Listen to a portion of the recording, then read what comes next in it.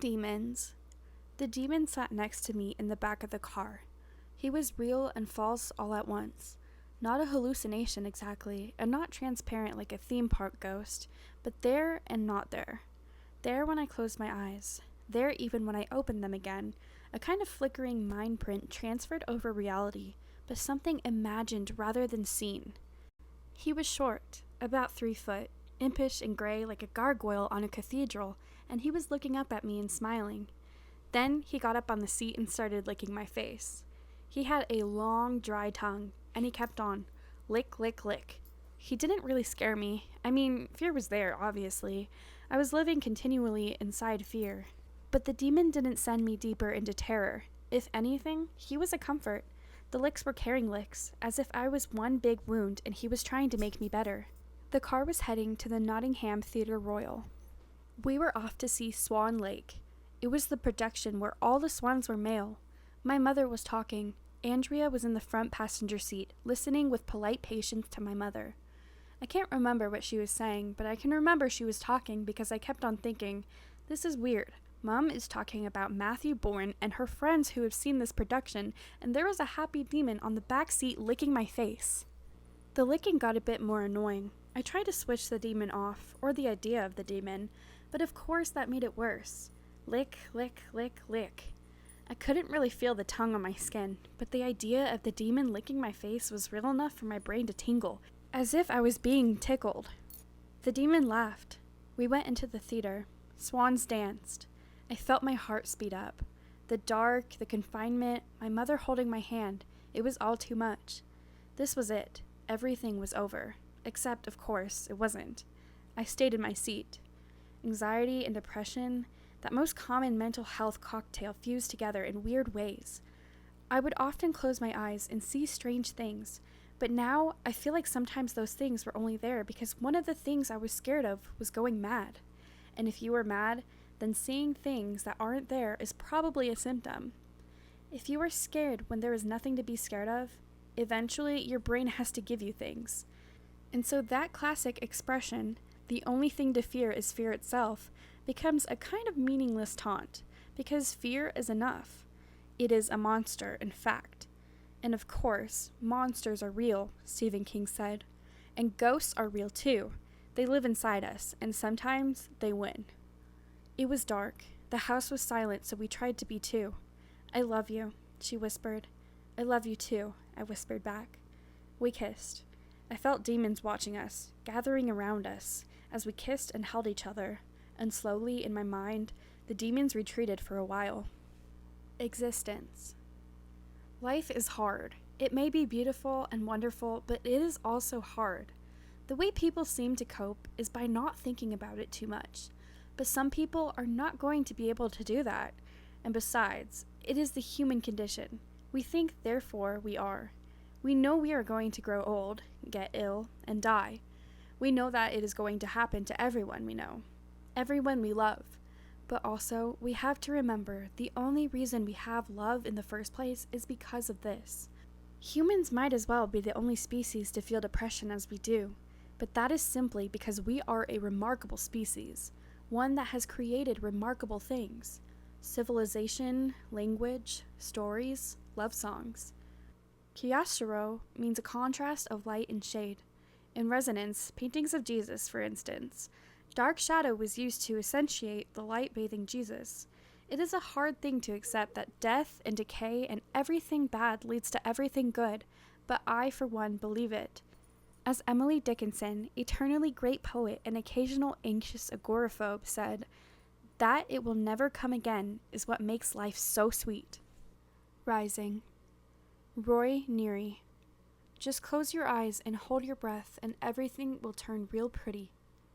Steven Spielberg. Close Encounters of the Third Kind. Things you think during your first panic attack. 1. I am going to die. 2. I am going to go so mad there will be no coming back.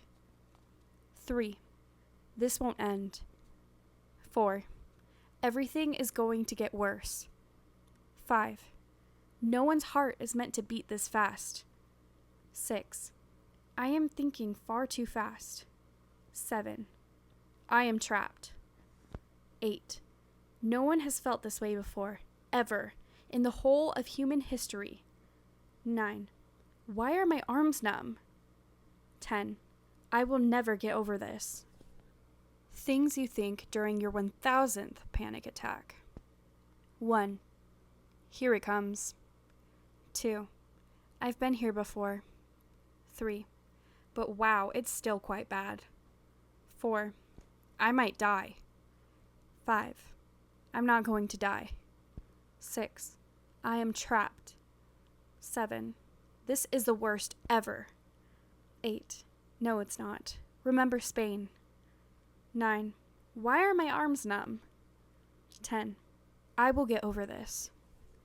The art of walking on your own. When I was most severely depressed, I had quite a vast collection of related mental illnesses. We humans love to compartmentalize things. We love to divide our education system into separate subjects, just as we love to divide our shared planet into nations, and our books into separate genres. But the reality is that things are blurred. Just as being good at mathematics often means someone is good at physics, so having depression means it probably comes with other things. Anxieties, maybe some phobias, a pinch of OCD, compulsive swallowing as a big thing with me. I also had agoraphobia and separation anxiety for a while. A measure of progress I had was how far I could walk on my own. If I was outside and I wasn't with Andrea or one of my parents, I wasn't able to cope.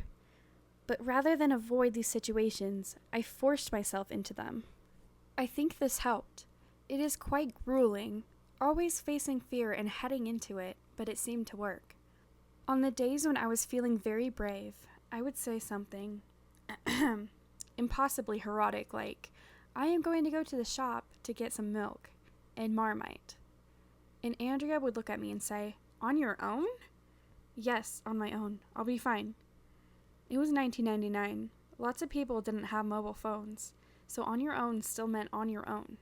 And so I would hurriedly put on my coat and grab some money and leave the house as quickly as I could, trying to outpace the panic.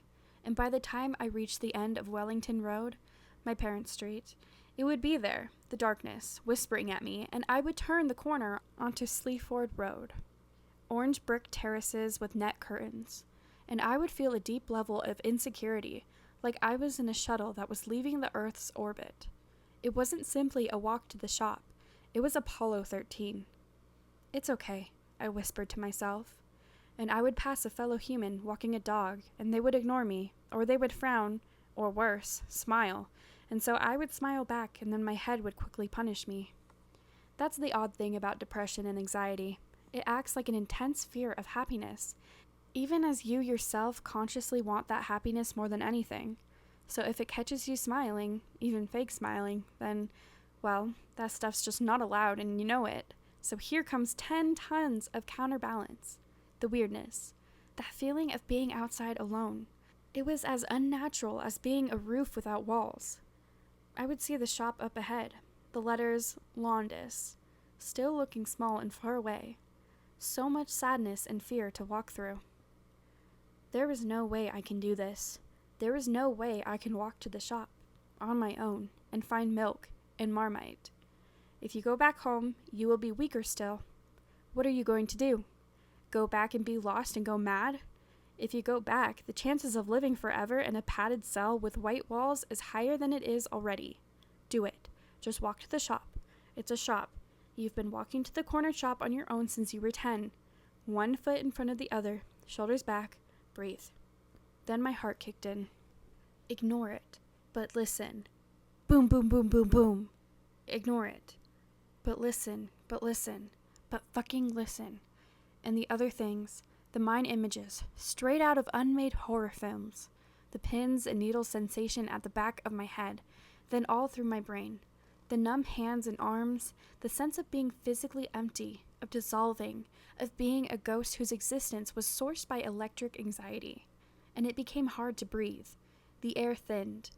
It took massive concentration just to keep control of my breathing.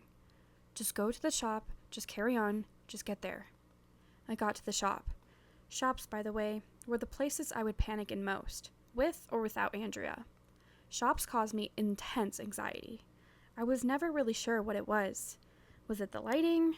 Was it the geometric layout of the aisles? Was it the CCTV cameras? Was it that point of brands was to scream for attention, and when you were deeply in tune with your surroundings, maybe those screams got to you? A kind of death by Unilever. This was the only Londice, hardly a hypermarket. And the door was open, the street was right there, and that street joined onto my parents' street, which contained my parents' house, which contained Andrea, who contained everything. If I was running, I could probably get back there in a little over a minute. I tried to focus. Cocoa Pops. It was hard. Frosties. Really hard. Crunchy nut cornflakes. Sugar puffs. The honey monster had never looked like an actual monster before. Was I in here for other than to prove a point to myself? This is crazy. This is the craziest thing I have ever done. It's just a shop. It's just a shop you have been in on your own 500 times before. Get a grip. Get a grip. But on what? There is nothing to grip onto. Everything is slippy. Life is so infinitely hard. It involves 1,000 tasks all at once. And I am 1,000 different people, all fleeing away from the center. The thing I hadn't realized before I became mentally ill is the physical aspect of it. I mean, even all the stuff that happens inside your head is all sensation. My brain tingled, whirred, fluttered, and pumped. Much of this action seemed to happen near the rear of my skull, in my occipital lobe, though there was also some fuzzy TV static, white noise feelings going on in my frontal lobe. If you thought too much, maybe you could feel those thoughts happening. An infinity of passion can be contained in 1 minute, wrote Flaubert, like a crowd in a small space. Get the fuck out of this shop. It's too much. You can't take this anymore. Your brain is going to explode. Brains don't explode. Life isn't a David Cronenberg movie, but maybe I could fall the same distance again. Maybe the fall that happened in Ibiza had only landed me halfway. Maybe the actual underworld was much farther down in the basement and I was heading there. And I'd end up like a shell-shocked soldier from a poem, dribbling and howling and lost, unable even to kill myself. And maybe being in this shop was going to send me there. There was a woman behind the counter. I can still picture her. She was about my age. Maybe she had gone to my school, but I didn't recognize her. She had that kind of dyed red hair that was a bit half-hearted. She was large and pale-skinned and was reading a celebrity magazine. She looked calmer than calm. I wanted to jump ship. I wanted to be her. I wanted to be her so much. Does that sound silly? Of course it does. This whole thing sounds silly. Indiana Jones and the Temple of Marmite. I found the Marmite. I grabbed it as an old rap from Eric B. and Rakim played at high speed in my head. I'm also a sculpture born with structure. I was a sculpture with no structure. A structureless sculpture who still had to get the milk.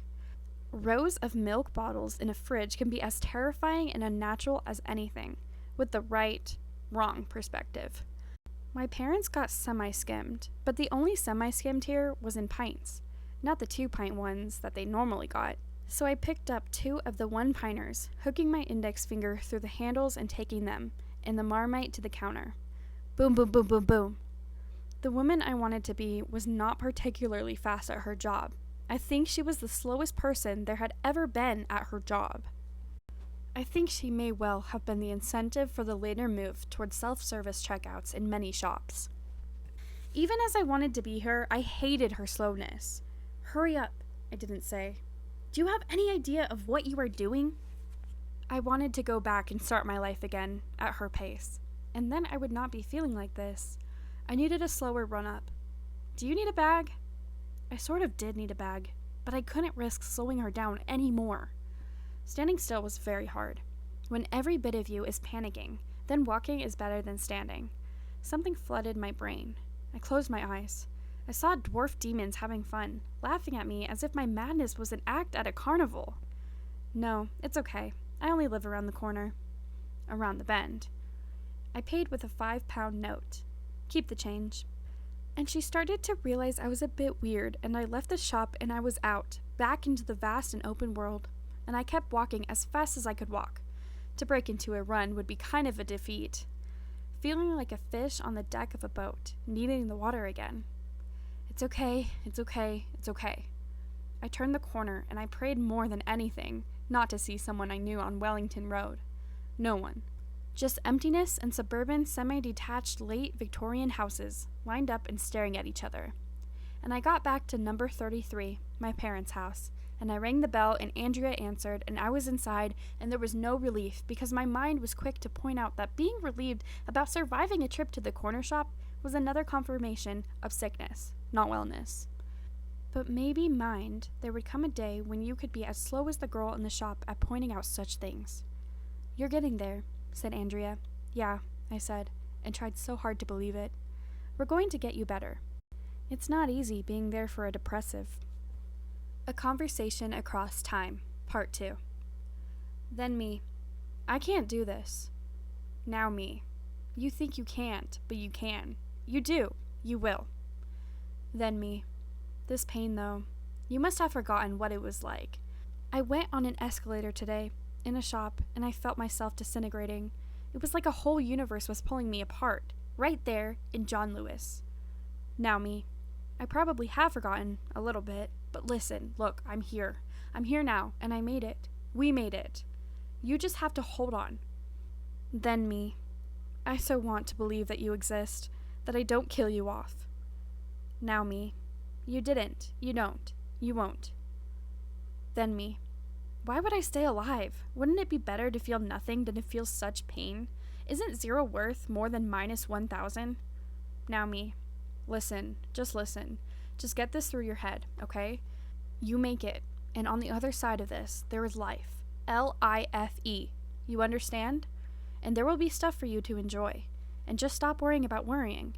Just worry. You can't help that. But don't meta-worry. Then me. You look old. You have crow's feet.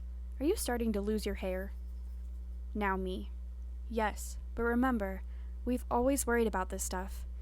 Can you remember that holiday to the Dordogne when we were 10? We leaned forward into the mirror and started to worry about the lines in our forehead. We were worrying about the visible effects of aging back then, because we have always been scared of dying. Then me. Are you still scared of dying? Now me. Yes. Then me. I need a reason to stay alive. I need something strong that will keep me here. Now me. Okay. Give me a minute.